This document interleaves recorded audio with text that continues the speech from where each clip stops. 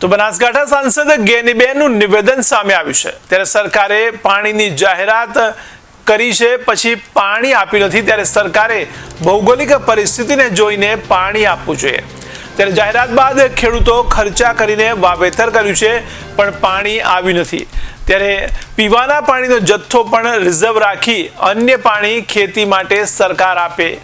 ત્યારે જળ સંચય થકી એક પણ તળાવ પણ ભરવામાં આવ્યા નથી।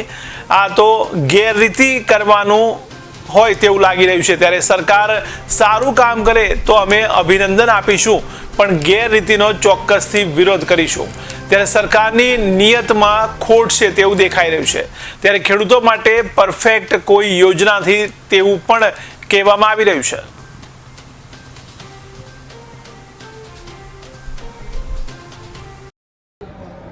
રાજ્ય સરકારે જાહેરાત કર્યા પછી તો ખેડૂતોએ એ પિયત કરવા માટેનો વિચાર કરીને પશુપાલનની નિભાવણી થાય, અને આ જિલ્લો મોટાભાગે પશુપાલનથી જોડાયેલો હોવાથી ઘાસચારાની તાતી જરૂરિયાત સરકારે જાહેરાત કરી અને પછી પાણી ન આપ્યું એટલે લાખો રૂપિયાના બિયારણ અને ખેડૂતોએ ખોટા ખર્ચા કર્યા।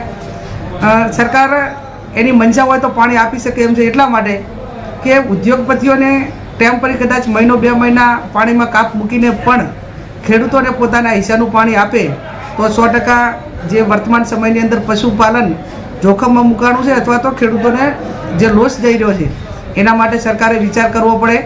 હું અપેક્ષા રાખું સરકાર પાસે કે સુજલામ સુફલામ હોય કે નર્મદા નેટવર્કથી જોડાયેલી જે કંઈ એની ભૌગોલિક સ્થિતિ પ્રમાણે જે વિસ્તાર નર્મદાના કમાન્ડ એરિયામાં આવે છે આ તમામને પાણી માટેની વ્યવસ્થા કરે, અને કદાચ સરકાર એમાં ઊણી ઉતરશે તો આવનાર સમયની અંદર આ વિસ્તારનું પશુપાલન અને ખેડૂતો મોટા મુશ્કેલીમાં મુકાશે, અને ક્યાંક ને ક્યાંક ઇકોનોમી રીતે અને લોકલ ખેડૂતોને મોટું નુકસાન થશે। તો પીવાના પાણીની વાત હોય કે સિંચાઈના પાણીની વાત હોય એમાં સરકાર તાત્કાલિક વિચાર કરી અને એનો જે કેલ્ક્યુલેશન ગણીને પીવા પૂરતું પાણી રિઝર્વ રાખીને બાકીનો જે જથ્થો છે એ સમયસર ખેડૂતોને આપે એવી હું સમગ્ર ખેડૂતો વતી સરકાર પાસે અપેક્ષા રાખું। સરકારની મંશા ખેડૂતોને પાણી આપવા માટે કે ભાવિ યોજના માટેની કોઈ ચિંતા નથી, માત્ર ટૂંકા કામો કરીને કઈ રીતે ભારતીય જનતા પાર્ટીના લોકોની એ ભ્રષ્ટાચાર માટેની એમની દુકાનો ચાલે। હમણાં જળસંચયની વાત તો કે ભાઈ તમારે તળાવ ઊંડા કરવાના છે, બીજા કામો કરવાના છે। કોઈ ગામ એવું ન હોય કે એની અંદર 2-3 ગામમાં તળાવ ન હોય।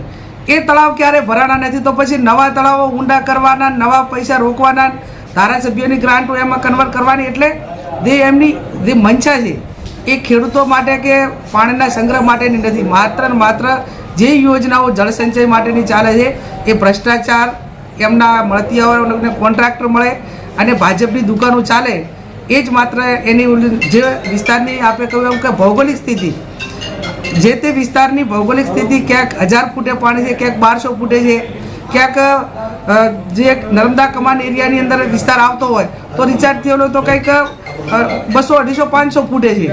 પણ અંતે ખેડૂતને પાણી માટેની જે વ્યવસ્થા કરવી જોઈએ, એનું ભાવિ પ્લાનિંગ કરવું જોઈએ, એમાં ક્યાંક ને ક્યાંક રાજ્ય સરકાર ઊણી ઉતરી છે। આવનાર સમયમાં જે આ બોગસ યોજનાઓ ચાલે છે એ બોગસ યોજનાઓ બંધ કરીને એક દ્રઢ મનોબળ સાથે, ઈચ્છા શક્તિ સાથે પ્લાનિંગ બંધ એ સરકાર મેદાનમાં આવીને ખેડૂતો માટે મદદ કરવી જોઈએ એવી હું અપેક્ષા રાખું છું। ને આ બાબતમાં વિપક્ષ તરીકે અમારે પણ જે એમને સારું કામ કરતા હશે તો એને સારું કહેવામાં પણ અમને કંઈ વાંધો નથી, પણ એ માત્ર ભ્રષ્ટાચારની જે સ્કીમો ચલાવે છે એમાં ક્યાંક ને ક્યાંક લોકોના જે પૈસા વેડફાઈ રહ્યા છે એમાં અમારો વિરોધ પણ રહેશે।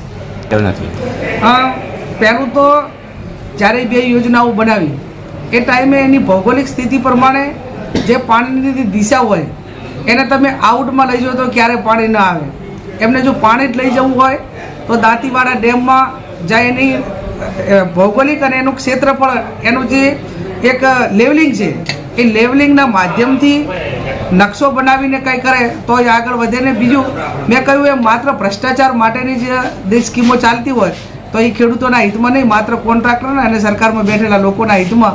એટલે પહેલાં એમને 1 કિલોમીટરની મર્યાદામાં તળાવો ભરવા માટેની વાત કરી હતી. અમુક વિસ્તારમાં 6 કિલોમીટરમાં ભરવાની વાત કરી હતી. તો ઘણા બધા તળાવોનું કનેક્ટિવિટી એ કેનાલો સાથે કર્યું છે, પણ એમાં ક્યારેય પાણી આવ્યું નથી. એટલે માત્ર ને માત્ર મેં કહ્યું એ પ્રમાણે આ તમામ જે યોજનાઓ છે એ એમના મળતીઓને કોન્ટ્રાક્ટર મળે ભ્રષ્ટાચાર માટેની છે. ખેડૂતોના હિતની આ કોઈ યોજનાઓ નથી.